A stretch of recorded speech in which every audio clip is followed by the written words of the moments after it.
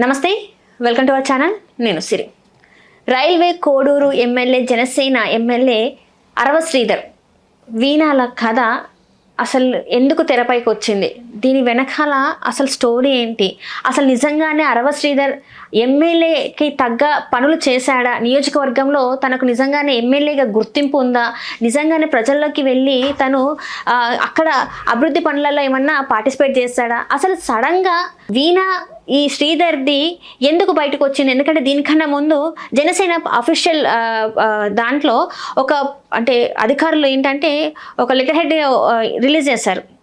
ఏంటంటే ఇట్లాంటివి ఏమన్నా ఉంటే మీరు చూసుకోండి, అవి పార్టీ వరకు తీసుకురావద్దు అని చెప్పేసి కూడా ఒకటి చూసాం. సో ఇప్పుడు అందరిది ఏంటంటే ఒక డౌట్ ఏంటంటే ఇది ఆల్రెడీ ముందే తెలుసు పెద్దలకి, కాకపోతే అది ఎక్కడికి తేలిపోయేసరికి ఈ వీణ ఎవరైతే ఉన్నారో తను బయటకు వచ్చేసి బహిర్గతం చేసింది ఈ అంశాన్ని అని చెప్పేసి కొన్ని దగ్గర మనం న్యూస్ కూడా చూస్తున్నాం. అయితే దీని వెనకాల కథ వేరే ఉందనేది చాలా వరకు వినిపిస్తుంది. ఇంతక కథ ఏంటి అనేది మనకి తెలియజేయడానికి మనతో పాటు ఉన్నారు ప్రముఖ సినీ క్రిటిక్ దాసరి విజ్ఞాన్ గారు. నమస్కారం sir. Sir, railway Koduru Janasena MLA Arava Sridhar వీణాల కథ వెనకాల స్టోరీ ఇప్పటి వరకు వచ్చింది కాదు, దీని వెనకాల ఇంకేదో స్టోరీ ఉంది. అసలు ఫస్ట్ థింగ్ ఆయన ఎమ్మెల్యేగా గెలిపించుకుంది వేరొక వ్యక్తి. ఆయన ఇంకొకటి ఏంటంటే అభివృద్ధి పనులు అయితే ఇంతవరకు ఏం చెయ్యలేదు అనేది కూడా కొన్ని మాటలు వినిపిస్తున్నాయి. అసలు ఈ స్టోరీ ఏంటంటారు?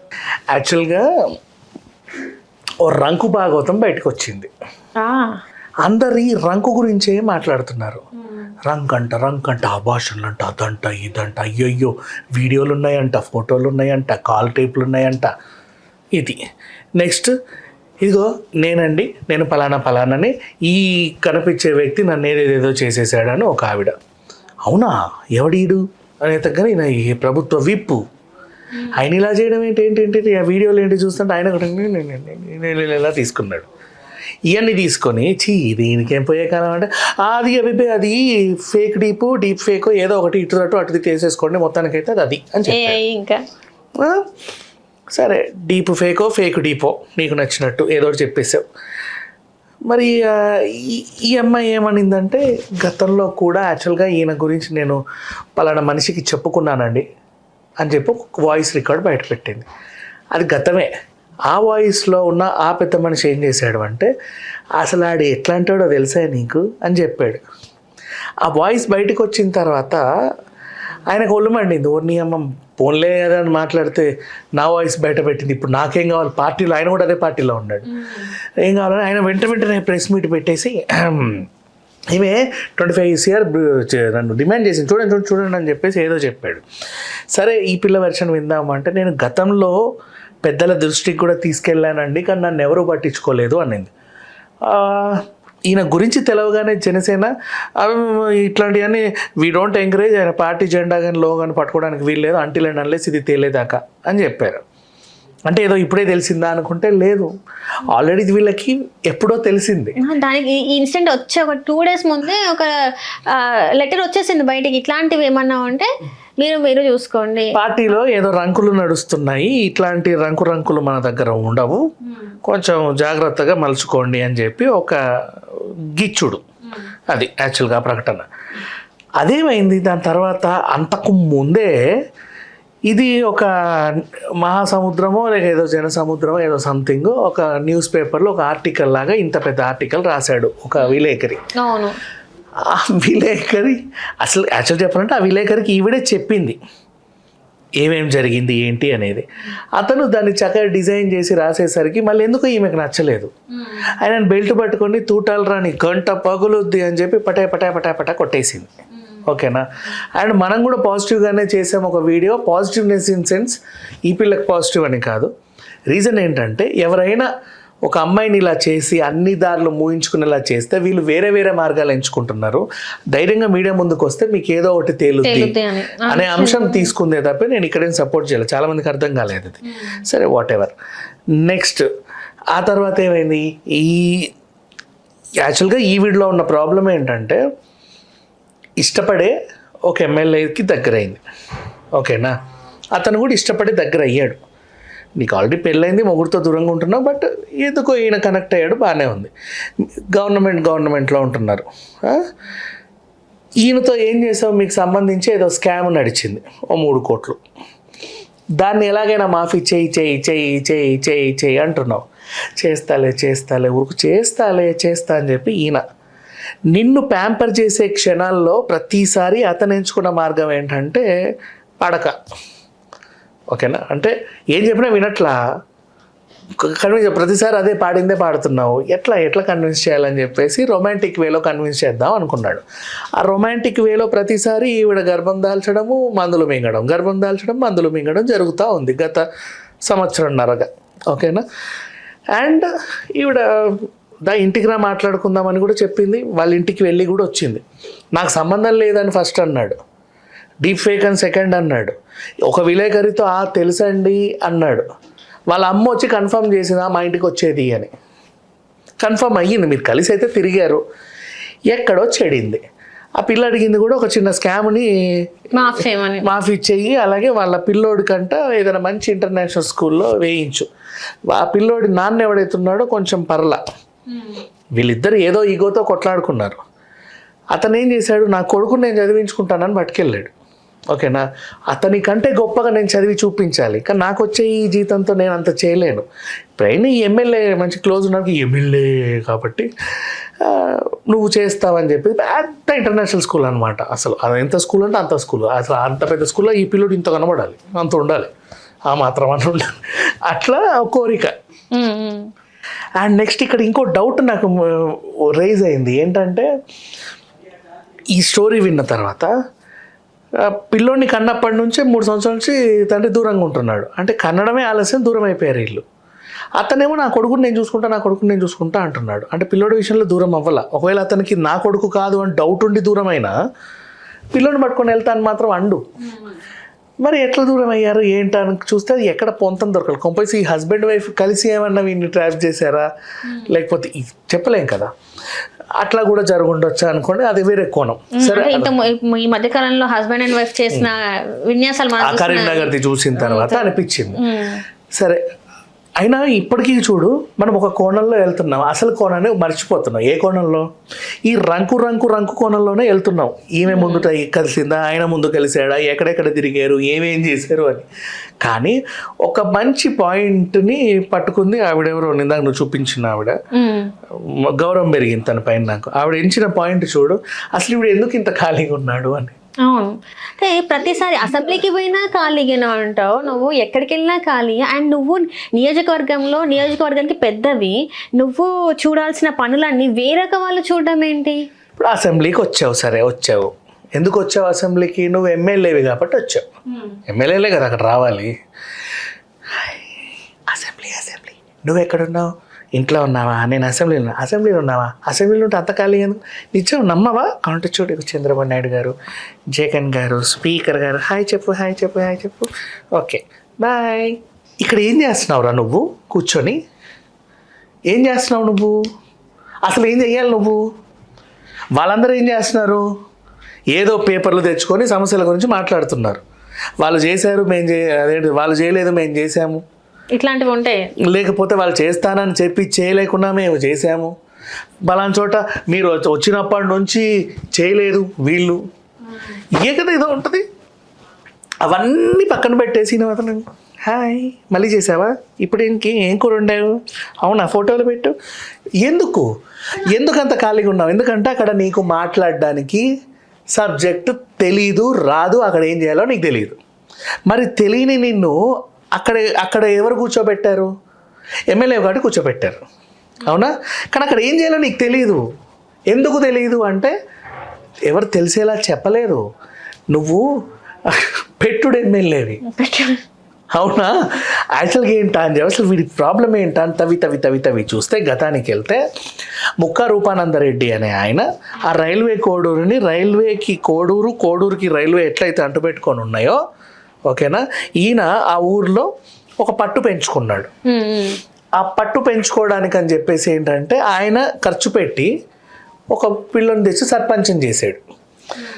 ఆయన తర్వాత ఆయన కూడా ఇలా ఎదుగుతున్న కొద్దీ ఏంటి, ఈ రైల్వే కోడూరులో సిమెంట్ బిజినెస్ చేస్తే నేనే చెయ్యాలి, ఇసుక చేస్తే నేనే చెయ్యాలి, ఇటుక చేస్తే నేనే చెయ్యాలి, ల్యాండ్ కొన్నా నేనే కొనాలి, అమ్మినా నేనే అమ్మాలి, అవునా? బియ్యం తినాలంటే వాళ్ళు నా దగ్గర రాలి, బట్టలు కొనాలంటే నా దగ్గర రాలి, మొత్తం అంటే ఒక ఏకస్వామ్యం లాగా ఊరిని నియంతలా తయారైపోయాడు. గుర్తపట్టేసిండు. ఇప్పుడు ఈయన పనులన్నీ జరగాలంటే ఏం చేయాలి? వీడి మాట వినే ఎమ్మెల్యే ఉండాలి. మరి నువ్వే ఎమ్మెల్యే అవ్వచ్చు కదా. నో, ఎందుకు? అక్కడ వాళ్ళ కర్మ అది కాదు, ఏసీ రిజర్వేషన్ వచ్చింది, ఖచ్చితంగా ఏసీ నుంచే పెట్టాలి. అయితే ఇప్పుడు ఏంటి మరి, పార్టీలకు కూడా ఒకటి ఉంటుంది కదా, నువ్వా వైసీపీ అంటే వైసీపీలు ఉంటావు, టీడీపీ అంటే టీడీపీలు ఉంటావు, లేకపోతే ఇంకేదైనా పీపీపీ వస్తే అందులో కూడా ఉంటావు. బట్ ఇక్కడ జనసేన ఈ ఎలక్షన్ చాలా స్ట్రిక్ట్గా తీసుకుంది. ఏమనుకుంది, మంచి క్యాండిడేట్ని పట్టండి రా. ఎవరున్నారంటే సార్ యనమల భాస్కర్ రావు అని, ఎన్ఆర్ఐ రిటర్న్, బాగా చదువుకొని వచ్చాడు, మంచి ఒడ్డుపడు బాగుంటాడు, భలే మాట్లాడతాడు, అసలు తెలివితేటలు ఉంటాయి చూడండి, రోబోనే అని చెప్పేశారు. ఇదేదో బాగుంది, ఒకసారి మాట్లాడారు, భలే మాట్లాడుతున్నావు అయ్యా, నీకు అన్ని సమస్యలు బాగా తెలుసు, నువ్వే నా కరెక్ట్ క్యాండిడేట్వి అని అనుకున్నారు. తర్వాత ఏమైందో ఏంటో తెలియదు కానీ ఆ టైంకి 3 రోజుల క్రితమే లైమ్ లైట్లోకి ఆయన వచ్చాడు. ఇట్లా, నువ్వెందుకు ఇట్లున్నావు అంటే, నన్ను ఇట్లున్నావు కాబట్టే నన్ను తీసుకొచ్చారు, నీ తీరు మాట్లాడితే నన్ను ఉంచేవాళ్ళు కాదు. క్వశ్చనింగ్ చేస్తే అయితే ఆ రూపానందరెడ్డి ఏమనుకున్నాడు, ఈయన కూడా రూపానందకి ఫ్రెండే, ఈయన నుంచితే అరే ఈయన క్వశ్చన్లు వేస్తుండు కదా, రేపటి రోజు అన్నాడు అనుకో, అంతే సంగతి, అమ్మో నా మొత్తం ఇదంతా ఎలా అయితే పెంచుకున్నానో అలా పడిపోతుంది రాజ్యం అంతా. మరి ఎట్లా ఎట్లా ఎట్లా ఏం చేయాలని చెప్పేసి ఈయనని ఏదో రకంగా ఇరికిచ్చారు. ఓకేనా? సో ఇప్పుడు ఈ విషయం బయటికి ఎందుకు వచ్చింది, పలానా వాళ్ళు మంచి మంచి మహామహులు తీశారు కాబట్టి, దాని మీద వీడియోలు చేశారు కాబట్టి బయటికి వచ్చింది. బయటికి వచ్చిన తర్వాత ఇప్పుడు జనాలకు ఒక కొత్త ఆలోచన వచ్చింది. అంటే 21 మంది అంతేనా, ఎక్కడి నుంచి తెచ్చారు వీళ్ళని, ఎలా పెట్టారు, మరి వీళ్ళకి ఎవరికి అసెంబ్లీ ఎక్స్పీరియన్స్ లేదు, మరి వీళ్ళంతా ఏం చేస్తున్నారు, మేము నియోజకవర్గంలో ఎందుకు ఎన్నుకున్నాం, మాకు ఏందో ఉద్ధరిస్తారని. అట్లా కాకుండా రైల్వే కోడూరు అసలు అసెంబ్లీకి వెళ్ళకుండా, రైల్వే కోడూరు డెవలప్మెంట్ అవ్వకుండా, అసలు జంక్షన్, అది జంక్షన్ అంటే ఊరు ఎట్లుండాలమ్మా చెప్పు, ఆల్రెడీ డెవలప్ అయి ఉండాలి.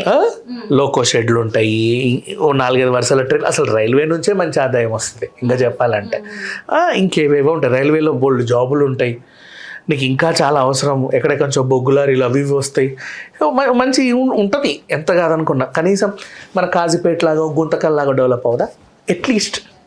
ఇవి కూడా మన దగ్గర ఉన్న జంక్షన్లే కదా, గోవా పోతుంటే గుంతకలు తగులుతుంది, ఆంధ్ర సరిపోతే నడికుడి జంక్షన్ ఏవో కొన్ని ఉంటాయి, దాచేపల్లి నడికుడి, చిన్న జంక్షన్లే, కానీ కొంచెం అరే అబ్బా జంక్షన్ అన్నట్టుగా అనిపిస్తుంది, రామగుండం ఓ హడావిడి ఉంటుంది. అట్లా కాకుండా మరి ఇదేంటి ఇవన్నీ, ఏ డెవలప్మెంట్ లేదు. ఎందుకు డెవలప్ లేదు, ఇక్కడ నుంచి అక్కడికి వెళ్ళొద్దు ఏ అంశం.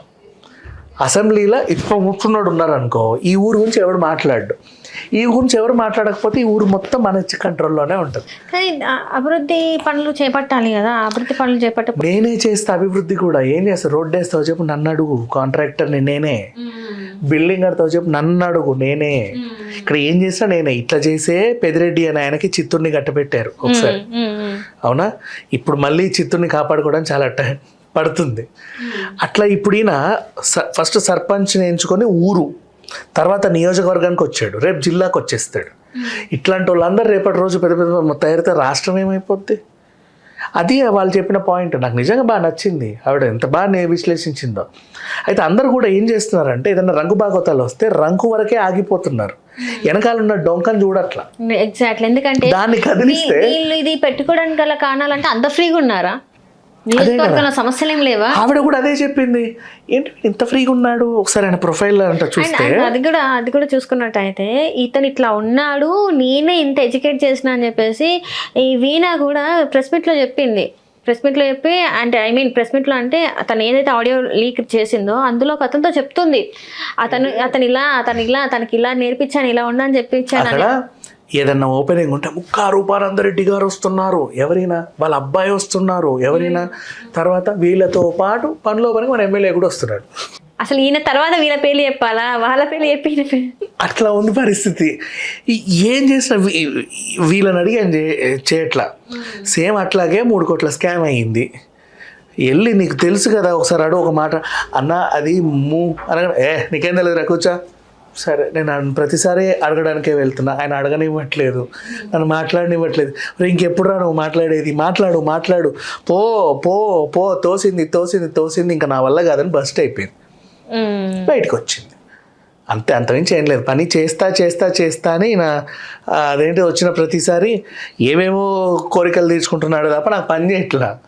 నేనేమో ఆ పనులు అవుతాయేమో అని నీతో తిరుగుతున్నా. పనిలో పనికి ఒక కేసు అయింది, మళ్ళీ ఇంకేదో అవుతుంది, ఆ జర్నలిస్టు కేసు పెట్టే ఇప్పుడు మొత్తం నేను బ్యాడ్ అయిపోయినా. అధికారంలో నీ ప్రభుత్వం ఉంది, నన్ను ఏం చేస్తారో ఏంటన్న భయం ఉంది.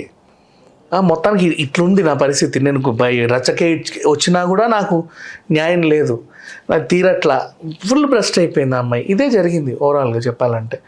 అందరూ ఉత్తములు అంటే ఏం కాదు, కాకపోతే ఏంటంటే ఈవిడ మాత్రం ఈయన చేతిలో మోసపోయింది, అది మాత్రం గ్యారెంటీ. మొత్తానికైతే ఇక్కడ బలి అయింది ఎవరు అంటే ఓవరాల్ గా బలి అయింది ఎవరు అంటే నష్టం జరిగింది జనసేన పార్టీకి. ఓహో వీళ్ళందరూ ఇలా పెట్టారా అంటే చంద్రబాబు నాయుడు గారు ఏ పేరు పెడితే వీళ్ళు ఆ పేరు పెట్టారా, జనసేన వాళ్ళ సొంత నాయకుల్ని ఎన్నుకోలేదా? ఇప్పటికీ ఇంతకు ముందు నుంచి అనేక అంటే కొంతమంది విశ్లేషకులు చెప్తూనే ఉన్నారు, జనసేనలో ఉంది, జనసేన వాళ్ళు కాదు, అసలు ఆ పార్టీకి సంబంధించిన వాళ్ళు కాదు, చంద్రబాబు నాయుడు గారు ఎవరైతే చెప్పినో వాళ్ళే ఉన్నారు, మొత్తం ఆయన కింద. అలా ఎవరంటారంటే ఆపోజిట్ పార్టీలో ఉన్న వాళ్ళు అలాంటి నిందలు వేస్తూ ఉంటారు, వీళ్ళు దాన్ని కొట్టేస్తూ ఉంటారు. ఇట్లాంటి సిచ్యువేషన్స్ అయినప్పుడు తెలిసినప్పుడు ఏం మాట్లాడుకుంటారు, ఇంకా మాట్లాడడానికి వాళ్ళకి ఏముంటుంది.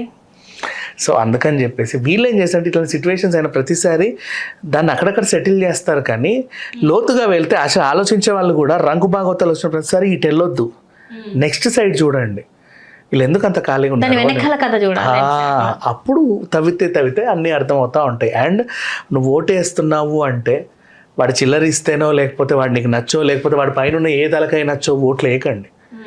మీ ఊరికి వాడు ఏం చేస్తాడు, మీ ఊరి మీద వాడికి నాలెడ్జ్ ఉందా, అనువు పట్టుందా, ప్రతి గల్లీ తెలుసా, అప్పుడు ఎన్నుకోండి. Right thank you so much. Hello, Telugu రాజ్యం ఛానల్ చూస్తున్నారా? సామాజిక రాజకీయ జీవన చిత్రణే తెలుగు రాజ్యం. అతిశయోక్తులు అసత్యాలు ఉండవు. రాజకీయ కోణం కాదు, ప్రజా కోణమే కొలబద్ద. తెలుగు రాజ్యం వీక్షణ మీ ఉత్తమ అభిరుచికి నిదర్శనం.